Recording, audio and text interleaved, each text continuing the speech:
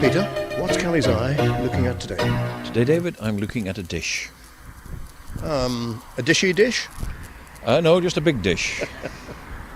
Well, I can't see a dish from where I am. Oh, yes, I can. Yes, somebody is receiving pictures from outer space. Yeah, possibly from America. It's a very big aerial dish, or whatever they call them these days. It's on the side of a building which is in a facing brick, a yellow facing brick. It's a sort of 70s style building with a tower, and a tower's got like a flagpole on. It's sort of like a fire station in a way, the sort of thing that was built, except instead of a row of doors down on this side where you'd expect the fire engines to come dashing out of, there's a series of windows, because this building, and I don't think if it wasn't for the name on the side, I don't think people would realise what it is. But in actual fact, it's a church. It's saintly. It is, or maybe it's a tabernacle. I'm trying to think what they call it. We're in Douglas, we're on Woodburn Road, we're on a busy corner, and it's night time, but it doesn't stop the cars going past.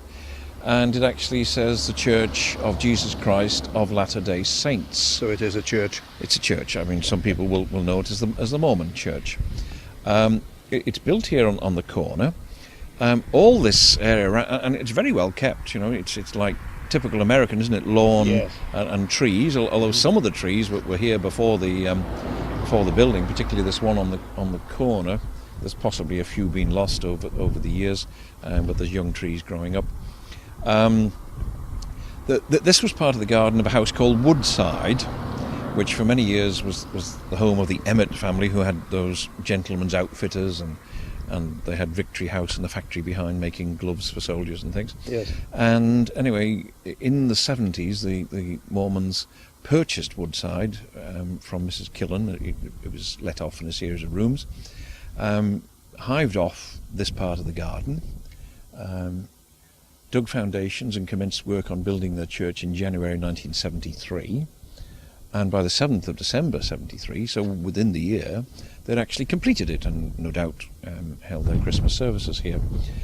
In the meantime, they then sold on Woodside, which was bought by the Baines family, who altered it considerably during 73 and 74, and that became Africa House. Where this building was in fact the down at the bottom end was the stables to the original Woodside, and they took their access from Woodside Terrace, which of course gets its name from Woodside House, and that was a sort of typical small coach house and stable with rather nice filigree barge boards, which I stupidly didn't get in at the time and get before they were chopped up. Yeah. This design then, is it typical of churches of the early 70s of this kind or not, would you say? Yes, it was actually designed by a chap by the name of Donald Hendon, a strange name. Not O'Hanlon? Not O'Hanlon, no.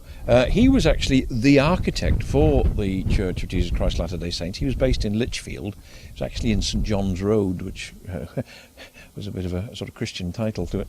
And I think he was designing churches for it, because they were doing an awful lot of missionary work, if you recall, in the 60s and 70s. Prior to this, they were based in Athol Street in rooms above Central Motors, if you can remember that, and all these young missionaries had come over from America, young lads who went in twos, all with overcoats and little pork pie hats on, knocking on your door day and night. They operated from there. In fact, they had discos and things to encourage the youngsters to get involved, and then gradually they built up sufficient funds to be able to A, purchase and then B, build a church of their own, and it's still here, it's still functioning, and as I said before, it's very well kept, and of course the use of the materials that they have, the facing brick, etc., means maintenance is low. I would think, looking at it from here, that doorway is probably a replacement. No doubt it was all in timber. It's now either in UPVC or powder-coated aluminium, which is more than likely. So yeah, they've had some maintenance, but it goes on. It's now part of the town scene. People drive past and probably don't give it a second thought.